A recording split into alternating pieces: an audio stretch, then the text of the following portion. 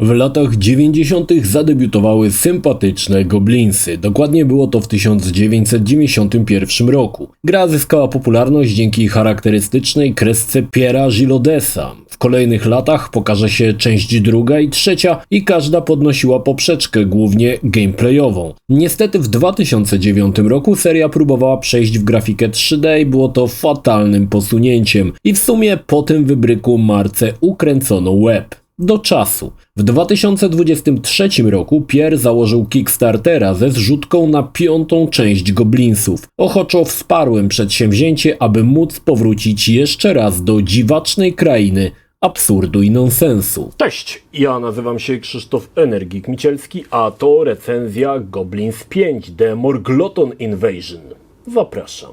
W królestwie rządzonym przez króla Angularfa dzieje się znowu źle. Pojawia się tajemniczy promień znikąd zamieniający mieszkańców w ziemniaki. Jest to mokry sen Łukaszenki. To powoduje wzrost napięcia pomiędzy osobami skartoflizowanymi a zwykłymi. Tak być nie może. Trzej goblini, Ups, Ignatius i Asgard, ruszają na misję, aby odkryć, co powoduje tą dziwną przypadłość. Zacznijmy od tego, że gra jest uroczo nieporadna. Na przykład to, że tytuł dostajemy w pliku zip, w którym były 4 kolejne zipy, a każdy z zipów był jedną częścią rozgrywki uruchamianą osobno. Brakuje zapisów w każdym momencie, więc jeśli wyjdziemy w połowie planszy, musimy wszystko powtarzać od nowa. Ja potrafię te rzeczy wybaczyć, ale na dzisiejsze standardy to dość amatorskie rozwiązania. Dziwi również to, że gra działa w rozdzielczości natywnej 640 na 480 pikseli. Co prawda można grę skalować, ale na moje pytanie do Pierre'a, czemu nie ma chociaż 1080p, odpowiedział, że to w sumie jego wizja i chciałby przy niej pozostać. Szanuję, bo dzięki temu gra ma posmak starych tytułów z lat 90.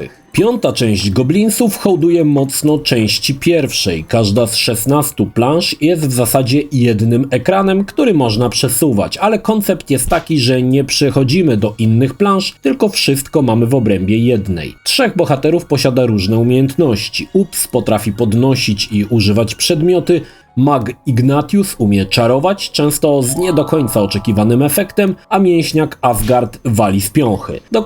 Dokładnie tak samo było w części pierwszej, jak i czwartej. Mam tu jednak pewne zastrzeżenie. Niestety gra nie wykorzystuje potencjału boksera i maga. Mam wrażenie, że czynności, które oni wykonują, są na siłę i chyba deweloperzy myśleli podobnie, bo już w Goblins 2 było 2 bohaterów, gdzie każdy mógł używać przedmiotów z różnymi efektami. Ale cóż, przyjmuję ten koncept, bo jest on wierny podstawom serii. Już pierwsze użycie przedmiotu i śmieszna związana z nim animacja pokazuje, że tak, mamy do czynienia ze starymi dobrymi Goblinsami. Jednakże takich animacji nie ma zbyt wiele, w zasadzie jest ich bardzo niewiele i trochę mi ich brakowało. W poprzednich częściach niemal każda czynność, czy to udana, czy nie, wiązała się ze śmieszną animką sytuacyjną. Ale jak mniemam, niewielki budżet i braki kadrowe nie pozwoliły na zawarcie większej ilości takich śmieszków, a szkoda. Zagadki są logiczne, znaczy nie ma odjechanych i przetrudnych zadań, jak to było niegdyś w Woodruffie. Choć i tutaj powróci używanie wszystkiego na wszystkim, czy kminienie po wyłączeniu gry, czego się jeszcze nie użyło i gdzie. To dobrze znane sytuacje z przygodówek lat 90. Choć sama gra nie jest zbyt trudna, na każdą planszę poświęciłem średnio godzinę czasu. Choć nie było tutaj frustracji, a raczej relaksująca rozgrywka w poszukiwaniu rozwiązania. To naprawdę fajna odskocznia od ostatnich gier. W Goblinsach nikt nie ginie, wszystko jest na śmiesznie i pozwala dowoli próbować różnych rozwiązań. Niestety gra nie pozbyła się bolączek gier z lat 90. Jako że jest totalnie liniowa, czasami wydaje się, że skończyliśmy wszystko, co było do zrobienia na danej planszy, a gra nas dalej nie przepuszcza. Potem okazuje się, że nie przeprowadziliśmy na przykład jakiegoś jednego dialogu, który spowodował, że plansza się odhaczyła. Problem jest taki, że gra zupełnie nie sygnalizuje, czego nam brakuje, aby przejść dalej, więc chodzimy po prostu klikając po wszystkim, co się da. Ma to też swoje plusy, bo nie będzie sytuacji, że w jakiejś kolejnej planszy utkniemy, bo nie posiadamy przedmiotu potrzebnego z planszy poprzedniej.